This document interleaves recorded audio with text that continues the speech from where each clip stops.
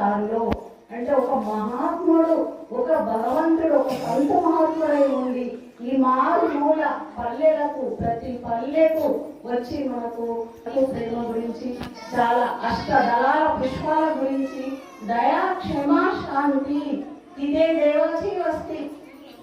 దయా క్షమ శాంతి ఆనందము ప్రేమ, ఈ 5 రకాల పుష్పాలు మన లోపల ధ్యానం ద్వారానే మనకు అవి మనం భగవంతుని చరణాలలో అర్పించాలి. బయట కాసే పుష్పాలు కావు, అవి భగవంతుని పుష్పాలు.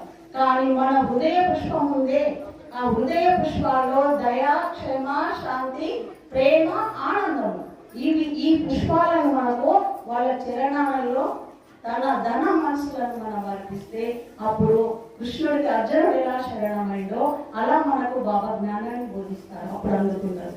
ఈ సుఖభోగాలలో, ఈ ప్రాపంచిక విషయాలలో మునిగి ఉన్నంత వరకు ఆ సద్గురు కూడా మనకు దొరకరు. ఎందుకంటే భోగాల్లో ప్రాపంచికలోనే మనం మునిగి ఉన్నాం. ప్రాపంచికంగా, మానసికంగా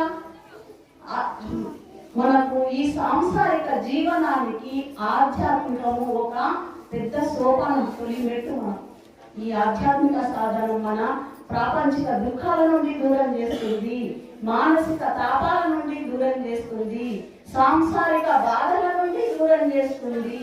ఈ ఆధ్యాత్మిక జ్ఞానం అనేది చాలా సూర్యుని కిరణాల వంటిది జ్ఞానం.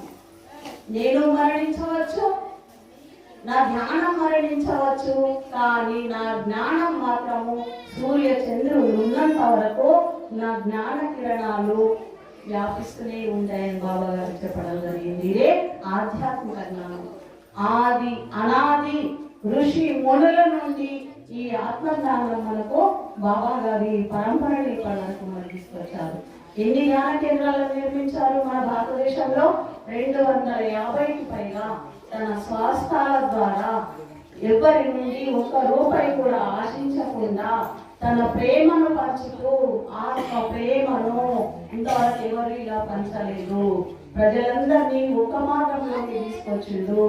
ఎవరు ఏ మతము, ఏ కులము అనేది కూడా బాబా గారు చూడలేదు. ఇప్పుడు నేనే ఉన్నా నిర్మల్, నేను ఎవరిని, మీరెవరు ఇక్కడ, మరి నేను ఎక్కడ నిర్మల్లో, మీరెక్కడ ఇక్కడ, మరి నేను ఎందుకు రావడం జరిగింది ఇక్కడికి? బాబా గారు కలిపారు ఇక్కడ. బాబా గారు ఒక బాటలోకి చేర్చారు మనందరినీ, ఆధ్యాత్మిక బాటలు. ఆ ప్రేమను మనం పొందుతున్నాము. అందుకని